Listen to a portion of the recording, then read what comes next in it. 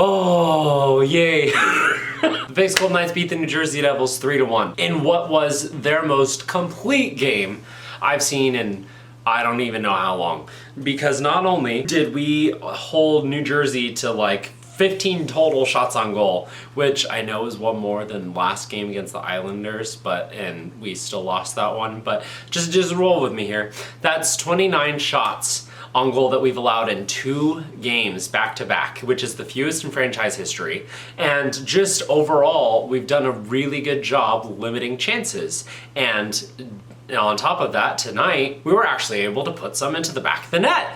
Not at first. The first period was more of the same, and I felt like, oh, okay, of course, we're getting goal lead again. Jake Allen had a monster performance.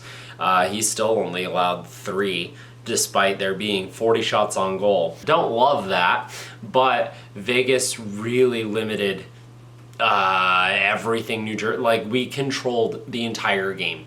And that you do love to see. Our first goal came in the second period. Nick Waugh is able to have this breakaway opportunity in transition. Haha! And the first chance is saved by Jake Allen, but he finds his rebound and buries it. 1-0 Vegas. The second goal was definitely like a whoopsie from Jake Allen. I don't know how that squeezed past him. It really probably shouldn't have, even though there was traffic in front of him and he was screened on it. But it's Shea Theodore from the point, wrists it, and it's basically glides along the ice and it finds its way into the back of the net. 2-0 Vegas. Vegas, continuing to limit chances, is able to pot one more in the third when Noah Hannafin sends it on and Jack Eichel tips it in front for the USA connection and best friend connection, and it's 3-0 Vegas. And I had forgotten what a 2-goal lead felt like, let alone a 3-goal lead. I legitimately didn't know what to do with my hands. But, you know, that's just part of it. Vegas just had a really solid game tonight. Really solid. And we won. We won a game. Hallelujah. That's a 4-game skid. So our last game that we won was against the Florida Panthers. And the New Jersey Devils have been struggling as of late. So, you know, it felt good to be a supposed playoff team that's in a little bit of a struggle, because that's what we are right now, right? And also, who knows if this has anything to do with it, but our skid started when the hockey guy made a video about how Vegas continues to find success and do these things that even when people are doubting them, you know, they're able to just find a way to do it every year. Except for the one that we missed the playoffs, right? And then he made a video after last game detailing how Vegas, he jinxed them, and how they suck since he made that video.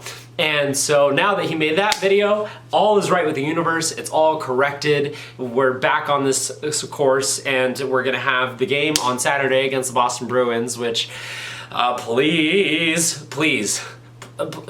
And then we're gonna have the Four Nations face-off break, and we can come back, just fly like a rocket into the playoffs, through the playoffs, as we get to Stanley Cup final and win it. Yeah, sounds like a good plan to me. I don't know if you agree. Paul Cotter was noticeable. Maybe it's just because I miss him. I really like that dude. Alexander Holtz had himself a decent game. I figured it would either be, you know, hat trick or the worst game that he's had in a Vegas Golden Knights sweater, which wasn't true. It was something in between. It was a decent game where he had a couple of opportunities but wasn't able to capitalize on any of them.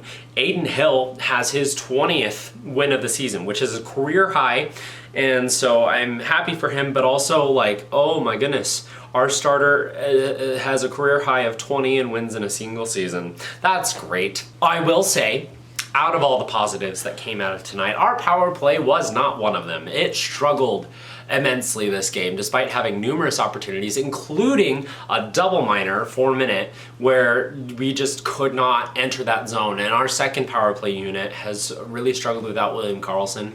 But, you know, I got used to us being power play merchants for a little bit, so that was disappointing to see us revert back to, you know, our typical power play ways. But we still got the win, and that's the most important thing.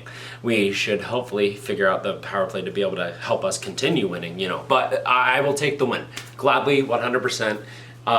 Yay. The one goal that we did allow was a power play marker from the New Jersey Devils, speaking of power plays, and it was something that was a bad call, 100%. Like that was a rough call from the refs, but more than that, it was, I didn't know how that squeaked in. Hill's pad and skate were like up against the post and it somehow fanned away through it. And it was terrible positioning from everyone on the penalty kill, but still, like that was a weird one. And there was another goal that New Jersey scored with like 40 seconds left that was disallowed because it was played with a high stick. And so we snuck out of there. We were like this close to blowing it, but you know, we won. That's really it. And so I'm gonna end it there for game 55's nightly review. Thank you so much for watching. Have a good night.